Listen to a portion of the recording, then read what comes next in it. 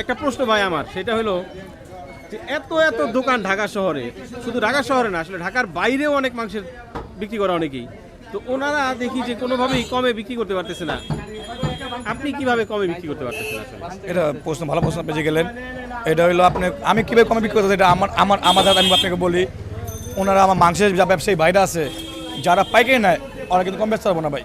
ওদের কিন্তু মাপা জিনিস আছে, ওরা কী বেচবো আর কি কমে বেচবো ওরা, আর কি পাবে? একটা দোকানে অনেক টাকা খরচ।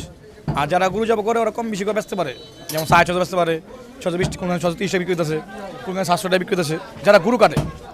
আর 2 নম্বর কথা হলো, আমি কীভাবে কম বিক্রি করি ভাই, আমার গরু কাটা আমাদের সেল বেশি দেয় না, যে মাত্র গরু আছে দেখো ভাই, এই যে মাত্র দেন, এই যে গরু অলরেডি একটা দুইটা আসছে, দেন সেই গরুগুলা দেন, 2টা গরু আসছে মাত্র, মাত্র 2টা আছে দেখেন। তো আমরা তো গরু পড়ে গেছে এখন আবার। আমরা তো ভাই আধা ঘন্টা 1 ঘন্টা পর আমরা গরু যাবো করি, তো আমাদের গরুটাও বেশি, আমাদের সেলটাও বেশি, আমাদের পোষা যায়। আর অন্য যেমন 2টা গরু কেটে যেটা লাভ করে, আমরা 20 টাকা লাভ করি। পার্থক্য হলো এটাই। আমরা যদি চিন্তা করি, আমরা যদি এক গুতে 100 টাকা থাকে, 20 টাকা কাটে কত হয়? 2000 টাকা। আর কিছু লাগে ভাই? আবার সব দিন তো লাভ হয় না ভাই, কোনদিন লসও হয় ভাই। লাভ থাকে তো বেশি লিখাম, যদি আপনি যদি 2000 টাকা থাকে, মাস 60,000 টাকা, আর তো কোনো কিছু থাকে না ভাই। 60,000 টাকা তো অনেক কিছু ভাই, খরচা মশা কইরা বাড়ি ঘর সব কিছু দিয়ে পুষে যায় ভাই।